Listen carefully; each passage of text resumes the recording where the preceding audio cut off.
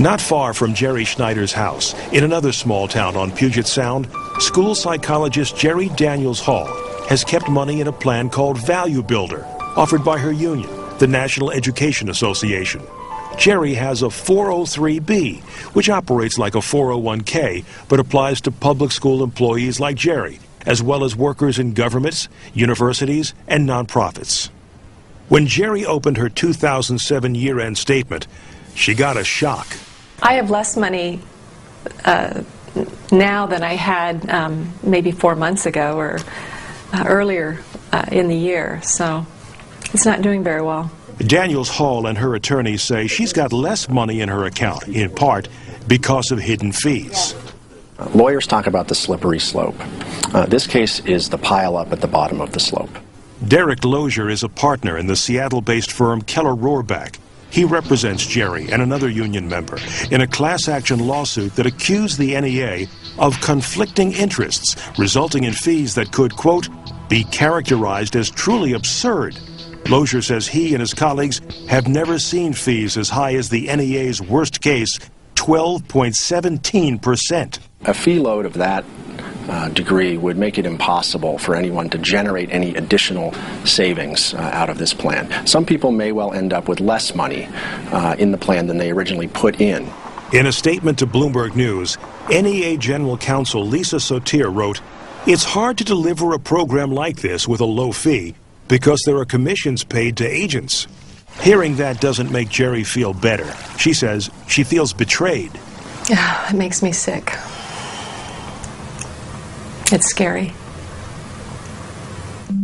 When we come back, what Jerry Daniels Hall and other investors have learned the hard way about what many consider the single most common hidden fee in employer-based retirement plans. You could be paying it too. Jerry Daniels Hall may have never learned about the fees eating into her retirement account had it not been for the loss of someone she wouldn't trade all the money in the world for, her husband, Dick Hall. This was Dick in 1995, the year his doctors discovered his cancer. He had just had his 50th birthday in July, and he was dead in 6 weeks. My son was 9, and my little girl was 5. We all cried. Jerry started an investment portfolio with the money she received from Dick's life insurance policy. 10 years later, she realized that the returns from her $13,000 NEA account were much lower than her other portfolio. That's when it hit her. Dick was a school psychologist like Jerry. Had he survived, they would both be in a tight spot right now. We would still be contributing to the NEA Value Builder, and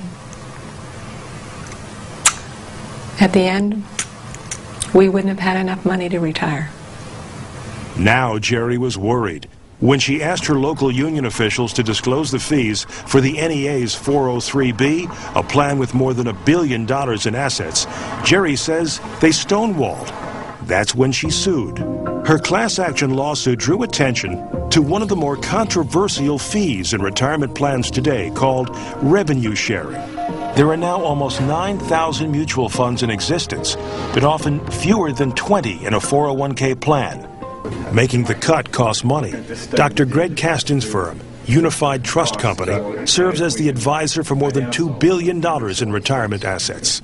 He says to be in your plan, most funds pay a fee, which he believes is a legitimate cost, as long as it's disclosed and used to pay for necessary services. The mutual fund is making a payment, sort of a pay-to-play type of an arrangement. The mutual fund has to make a payment to the insurance company, or the insurance company won't recommend the mutual fund. In Jerry's case, here's how that works. Jerry participates in a retirement plan offered by her union, the NEA. Through the plan, she invests in funds. To be one of the funds offered to Jerry, the funds pay the insurance companies that run the plan, Nationwide and Security Benefit, a revenue-sharing fee. Jerry's attorneys say the insurance companies then pay the NEA fees to endorse the Value Builder plan. And you know who pays all those fees? Her attorneys say Jerry does. Honestly, I didn't realize there were fees at all that anybody was taking out of my little chunk of money. I had no idea. The individuals who have contacted us, the clients that we have, were outraged to learn that this plan was not brought to them by their union because of its merits, but was brought to them because of kickback payments that the union received. That was simply, in their minds, an outrageous breach of trust. In May of 2008, a judge in the Western District of Washington dealt Jerry another blow. He dismissed the case, ruling that the NEA plan is not covered by the same laws protecting pensions and 401ks. No authority squarely addresses this issue, he wrote. Jerry's attorneys and co-plaintiff David Hamblin are now reviewing their options, including an appeal. What is that? Lozier and his colleagues also filed a class action lawsuit against Walmart in 2008. When they tried to find Walmart's revenue sharing fees, they ran into an arrangement unlike anything they'd seen before. The Walmart plan, with nearly 1 million participants and $9.5 billion in assets, includes a contract with 401k provider Merrill Lynch to withhold fee information from employees. Here's a copy of the contract. It says, the employer agrees that it will not, nor will it permit any employee of the employer to disclose, in whole or in part, the written fee report or any information in the written fee report to any person. Walmart declined to be interviewed about this agreement, as did Merrill Lynch, which is not a defendant in this case. Merrill Lynch has a passive minority interest in Bloomberg LP, the parent company of Bloomberg News. Back in Portland, Kin Pham says Elcon Associates has no such agreement with its 401k provider, John Hancock. To prove that, Pham allowed Matt Hutchison to review Elcon's 54-page contract with John Hancock. And that is how Hutchison found Jerry's revenue-sharing fees. Hutchison says almost all the funds in the Elcon plan charge participants a 0.5% revenue-sharing fee, which goes to John Hancock. It turns out that Jerry Schneider is paying enough in revenue-sharing fees to feed his dog Truman for a year. In 2007, revenue-sharing fees ate up just over $2,000 from Jerry's returns.